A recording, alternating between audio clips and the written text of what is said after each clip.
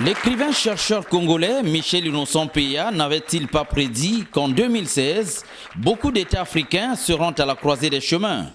L'interrogation se justifie aujourd'hui avec le contexte national congolais marqué par la fièvre électorale relative à la présidentielle du 20 mars. Face à la presse française et la diaspora africaine à Paris, le docteur Michel Innocent Peya est d'abord revenu sur le référendum constitutionnel du 25 octobre 2015 au Congo. Cette étape venait de passer et le peuple souverain qui a tranché au changement de la constitution, donc le Congo, a eu à en prêter déjà une première voie que j'estime, à mon sens, une voie qui les oriente vers la paix et la stabilité.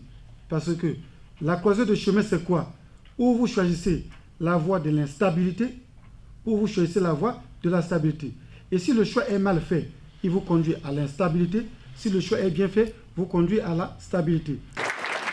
Malgré le passage de cette étape décisive, le docteur Michel Innocent Peya réaffirme que le peuple congolais reste à la croisée des chemins avec cette élection présidentielle.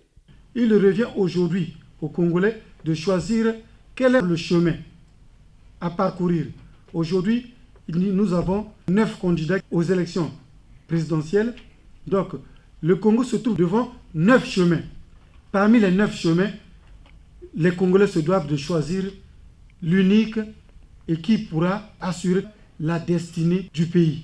Mais si le choix parmi les 9 est mal effectué, en ce moment, ils empruntent le chemin du non-sens.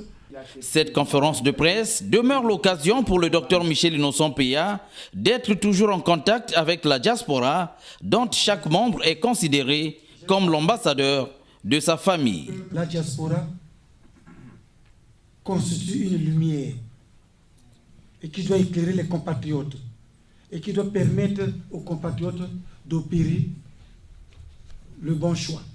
Quand on est membre de la diaspora, on est de prime abord ambassadeur de sa famille, ambassadeur de son ethnie.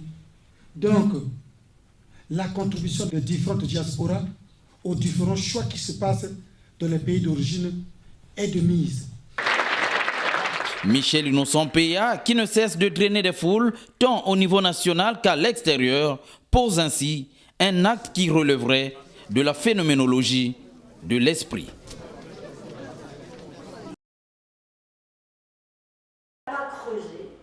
Ces experts venus de plusieurs horizons d'Afrique et d'Europe ont planché sur les relations entre les deux continents. Ces entretiens Heure-Afrique ont permis aux multiples intervenants de reconnaître que l'Afrique et l'Europe ont de nombreux défis communs à relever. Mais l'écrivain-chercheur congolais, le docteur Michel Innocent Peya, se pose une question.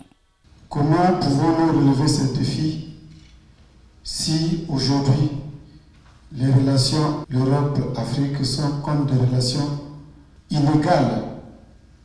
Inégales dans ce sens où 53 ans après l'accession des pays africains aux indépendances. Et quel est le bilan que nous pouvons tirer aujourd'hui de ces relations entre l'Europe et l'Afrique? Entretien Heure-Afrique à Paris, le moment était également propice pour jeter un regard sur certaines réunions tenues en Afrique. Au cours de cette conférence, on a parlé de la restitution de la conférence de Ouagadougou et à cette occasion aussi, on a parlé des enjeux entre l'Europe et l'Afrique, notamment sur l'environnement. Sur l'environnement, mais aussi sur bien d'autres questions cruciales qui nécessitent la conjugaison d'efforts par l'Afrique et l'Europe afin d'arriver à des solutions adéquates.